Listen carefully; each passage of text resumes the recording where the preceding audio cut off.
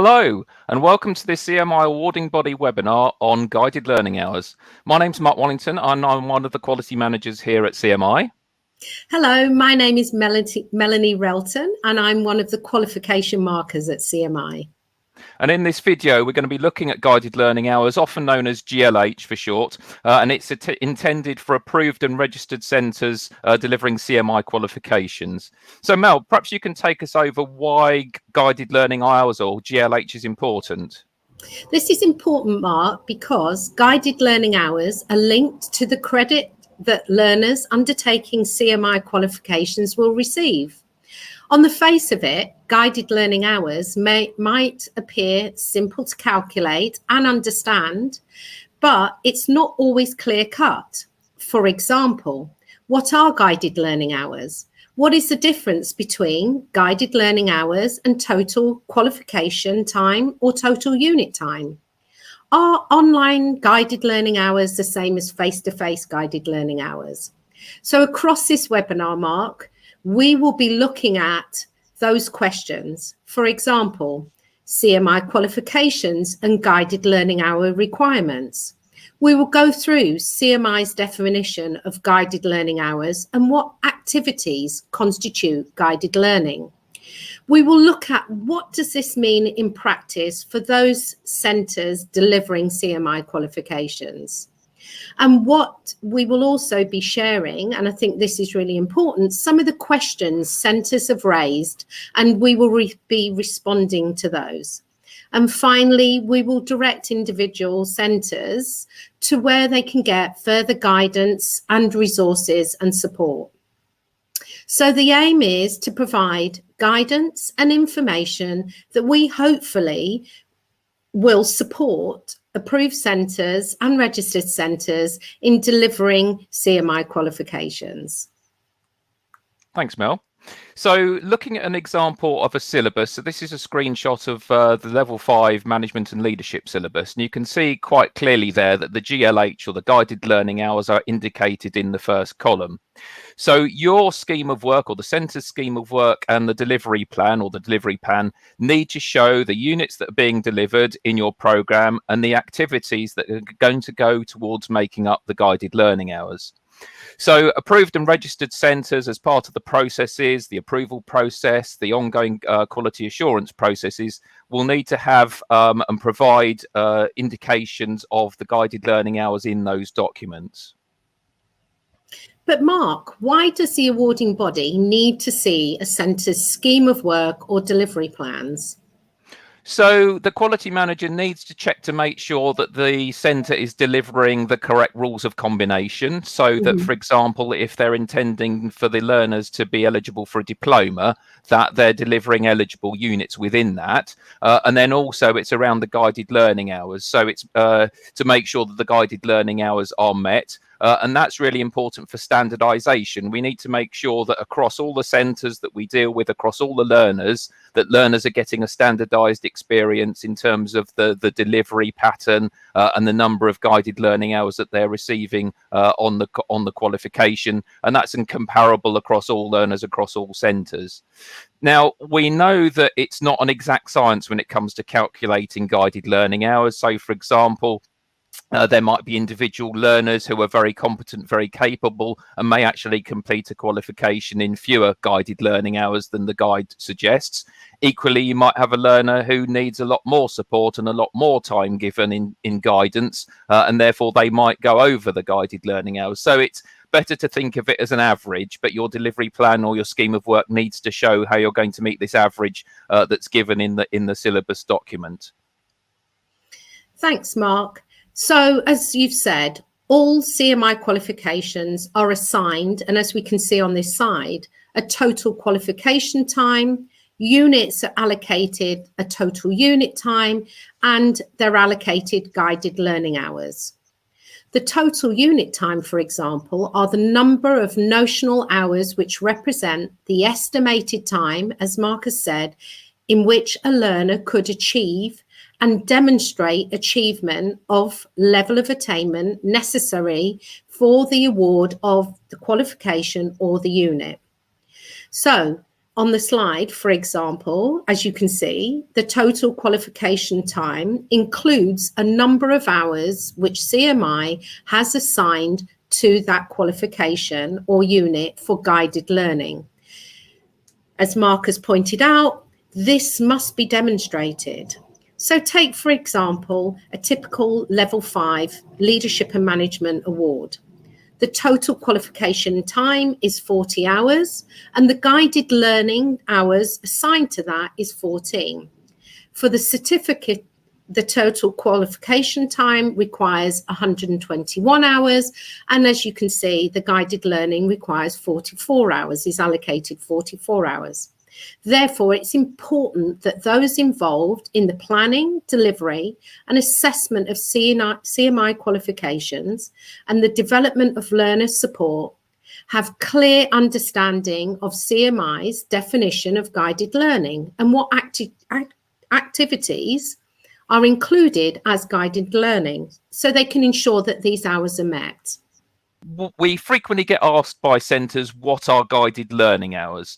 So traditionally that's been the number of hours face-to-face contact that a learner has had or gets during the delivery of a programme. And a number of awarding bodies use a very similar definition. But we now consider CMI as an awarding organisation, now consider immediate and non-immediate guidance or supervision as acceptable practice in calculating the guided learning hours for a CMI qualification. And we're going to come on over the next few slides to put a bit more meat around those bones. Thanks, Mark. So we all, cannot ignore the impact that the COVID-19 pandemic has had on education and learning provision. And there's been a real move towards a more blended and online approach towards delivery and assessment of qualifications. And centres have had to adapt and innovate accordingly. So participating in education and learning and training now embraces many new and innovative forms, which include what we would call synchronous and asynchronous methods. What does that mean? So in terms of for CMI, we needed to look at how could we broaden out and take into consideration these different forms of learning. So CMI has recognize this move to more blended or online approach to learning. We needed to ensure that all our centres use appropriate, relevant and fit for purpose activities that are acceptable and are constituted as guided learning. For this reason, CMI now considers guided learning in relation to immediate, so synchronous, and non-immediate, asynchronous guidance and support. So what does that mean? Immediate and synchronous means, and it refers to all types of learning in which the learner, the teacher, trainer, or instructor are in the same place at the same time in order for learning to take place. And non-immediate, asynchronous guidance or supervision tends to be more learner-centered. So it enables the learner to complete learning without the constraints of having to be in the same place at a certain time with the teacher or trainer, and it gives them the freedom to complete course materials and learning at their own pace whenever they choose from any location. And it doesn't require, as I said, the teacher and the trainer and the learner to all be in the same place at the same time. For CMI, both are considered acceptable practice in calculating guided learning hours for CMI qualifications. Thanks, Mel. So over the next few slides, we're going to look at different examples of what counts as immediate guidance or supervision and non-immediate guidance or supervision. So immediate guidance, we're saying, is synchronous. Non-immediate guidance is asynchronous. So we're not going to discuss them in detail. We're just going to show these. If you do have any further queries, you can obviously listen to the webinar again or contact your quality manager or your allocated quality manager who will be able to provide further guidance. So you'll note on the left left-hand column, sort of things that are considered perhaps more traditional in a face-to-face delivery, perhaps in a college or a training provider. On the right-hand side are things that maybe have developed more over the past couple of years, or maybe even longer, with centres that have been doing online delivery for a number of years.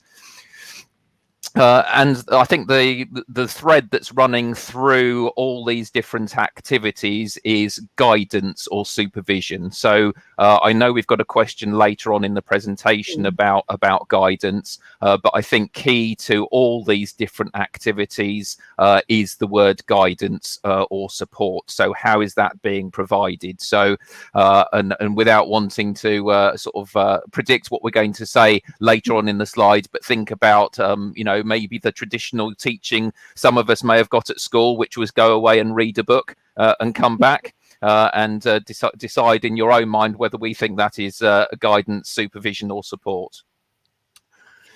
So as I said, a couple more slides on the various different asynchronous and synchronous methods. And then quite a few that might fall into the synchronous category as well. It gives a lot of flexibility for centres, as we can see. So that's the I guess the examples. Now we come on to the frequently asked questions, where we've been asked questions by centres, quality managers have fielded questions and then passed them through to us. Yep. So Mark, you're in your role as a quality manager, as you've said, you must receive lots of questions and queries from centres, particularly in relation to guided learning. And I'm now going to put you on the spot to provide some of the answers. So we've collated some of these examples and questions, and both of us thought it'd be really helpful for centres to actually hear some of those responses. So let me start with the first question. So this is a question from one of the centres. Can you please give me the definition of guided learning hours? Does this mean face-to-face teaching for all of those hours? So I know we've talked about this a little bit. So can you go over this again, Mark, please? Yeah, so to recap then, no, it doesn't mean that everything's got to be face-to-face. We realise that the world has changed. Centres, some of our centres have been online only for a number of years, but the key point is how you, in your scheme of work or your delivery plan, show that you meet the guided learning hours for the units and the qualification within all the different activities that may be done. So whether it's synchronous, whether it's asynchronous, whether it's online, whether it's blended learning, you've got a range of different tools and techniques that you can use to suit your delivery method that would come in within the definition of guided learning hours now that we've expanded and extended it. Brilliant. Thanks, Mark. Question number 2. Are online guided learning hours the same as face-to-face learning hours? So I think you've covered it a little bit, but it'd be great to go over it again. Yeah, they're the same, basically. So both are considered either as immediate or synchronous guidance or supervision. It's just the method of delivery that differs. Thank you. Okay, now question number 3. There's quite a few of these, Mark. So another centre said, this is their approach to calculating guided learning hours. So their approach is to subtract the guided learning hours from the total qualification time, for example. So to give you an example, they chose unit 526. The guided learning hours were 30 and the total unit time was 80. Which leaves 50 hours for self-directed learning study, which they calculated over a period of time amounted to 10 hours a week for the learners. And what they've included in that is reading, research, and writing up of learner assignments. Is this approach correct? What do you say, Mark? I'd say that's one valid approach to working it out. So obviously, the centre is showing in the delivery plan how the guided learning hours are being met. Then you've got all the other activities surrounding that make up the total qualification time or the total unit time. So that can include self-directed background reading, self-directed research, writing assignments, work-based projects, work-based activities. All of that can come within the total qualification time. Brilliant. Thanks, Mark. And you've helpfully answered the next question. Oh, that's good. I know, ahead of the game. So the centre has said, but I'll expand on it. We use CMI Management Direct, which is a really helpful resource, and tell the learners to use this resource. Is this covered within the total unit time or considered guided learning? That's a really good question. And I think that will come back to the question about what is guided. So if a learner decides on their own that they don't know enough about a particular theory or model, they decide off their own initiative to go and research something on Management Direct, that is, I guess, outside guidance or support that the centre is providing. So that would probably come within the total qualification time or the total unit time. I think the key point around guided learning hours is that it is that word guided. So a tutor giving guidance as to go to Management Direct, use a particular video, come back, discuss it with the tutor or the group, or however you're doing it in your own delivery methods. That is something that is more guided. So it is a little bit of a grey area between what's self-directed and what's guided, but hopefully that gives you some idea of our thinking around that. And as you've said before, Mark, if centres have questions and queries about this, they can always discuss that with their quality manager in a bit more depth and detail, can't they? Absolutely, yeah. Okay, the next question. We have a blended learning model of delivery, mostly independent learning through tutor videos, quizzes to test formative knowledge. We've scheduled face-to-face support with a tutor. Are tutor video hours classed as guided learning? So that's the first part of it. And are scheduled support hours classed as guided learning? So tutor videos. Sorry, go on. Yeah, sorry, Mark. Yeah. I mean, I think we've already sort of covered this, I guess, and it's the key point about what is support. So I guess a pre-recorded tutor video, yes, it's guided because the tutor is guiding the learner, even though it's a pre-recorded video, they're guiding the learner to some sort of learning or understanding or knowledge or change in behavior, whereas just giving them a video from another source and asking them to watch that, but then with no follow-up activity or no underpinning knowledge wouldn't count. Does that answer the question? I think it does. Hopefully. Yeah, it does. and it does. So it's as you said, the key thing is the guided bit and the instructions and what the learner is required to do.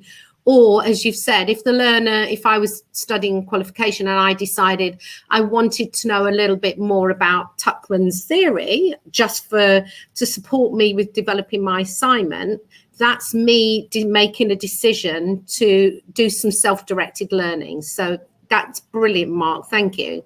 And I think, sorry to interrupt, Mel, I think the key point is that final sentence there, the availability of support is not the same as actual support. So just saying, oh yeah, the tutor's available by email or phone, that's not actual support. It's availability, which is something that's slightly different. Brilliant. Thank you. So I have another question. I've got a few more, Mark. So basically, the centre said some of our learners have been used to face-to-face delivery and it's now they've moved to 100% distance learning, which some of the learners find challenging, which we all are aware of in this current climate. So they are saying we offer support for assessment preparation when this happens. Is this support class cast as guided learning hours? So assessment support for preparation for assessment, is that classed as guided learning? So again, I think that comes round to the question of what support is. Saying, here's the assignment, contact me if you've got any questions is not the same as support. Saying, you're available, is not the same as actually providing support. So, a timetabled session where you're recording their attendance, even if it's a virtual tutorial or a seminar, where you're actually then the tutor is actively asking questions about what the learner has learned or has done as part of the assessment or as part of their learning activity. That is support. And I suppose as well, things like assessment planning meetings where you're going through what's going to be assessed, how, if there's any further support the learner needs, and, you know, what are the learning outcomes, and discussing that. That would also could be classed as guided learning as well. Yeah. Perfect. So this is another question. Does a centre have the discretion to set tasks for learners to complete on their own without supervision?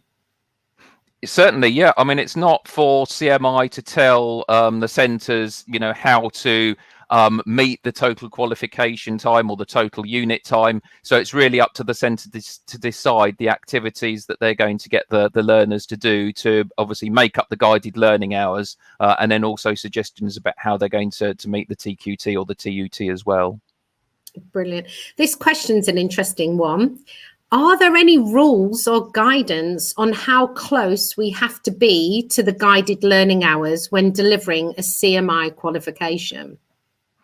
Yeah, a very good question. So the syllabus obviously shows the guided learning hours associated with each unit and each qualification, but we kind of have caveated that in our discussions today, really, to say that is, you know, it's an average. We know that there's going to be learners who will take less time and learners that are going to take more time. But really, your guided learning hours your calculation needs to show how you're going to meet that unit requirement. Perfect. So, yeah, I think that's the important thing. In your plans, you need to show how you're going to meet it, but we recognise learners can achieve more quickly, or some learners may take longer, but you need to show how you're going to meet those. Brilliant. So following on from the previous question, one of the centres have said, we only issue assessments and support learners with assessment and the progress of those. Learners are required to research content. We assume the total unit time and guided learning hours aren't relevant for us because we are just distant learning providers.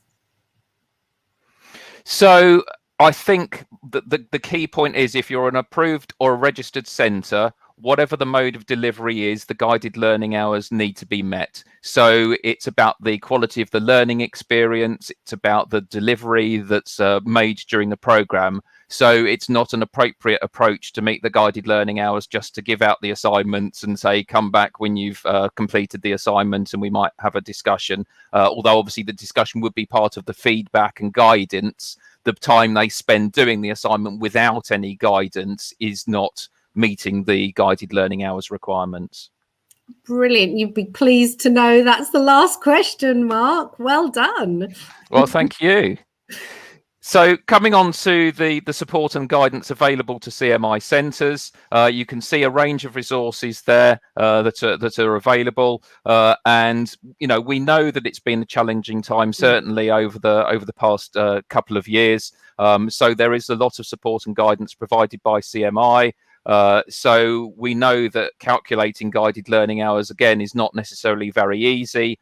So it requires knowledge and understanding of the CMI qualifications. It requires you to prepare the learners, provide information, activities, resources for the learners, make sure they're valid, reliable, appropriate, fit for purpose, and then also maintain flexibility within your program as well. We know that you're having to deal with, you know, accelerated digital transformations, maybe staff coming to terms with new digital platforms or delivering in ways that they traditionally didn't, and they're having to get used to that. Making sure that there's innovation, balancing that with the responsiveness, all whilst maintaining the quality and the standards required of the CMI qualifications.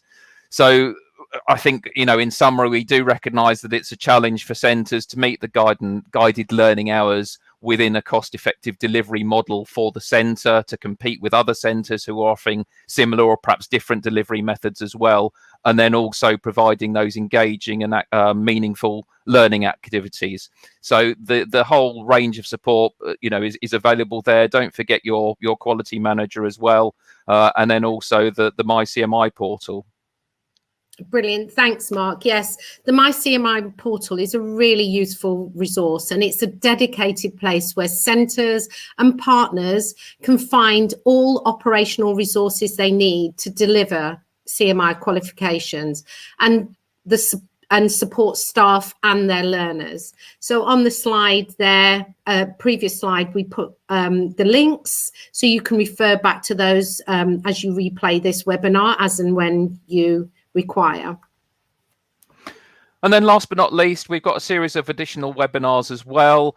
So when you have an approved centre quality assurance visit, we include lots of links in the documents there to the various different webinars we provided. We've just picked out 2 or 3 key ones here that will support you in the various quality assurance activities that are going on.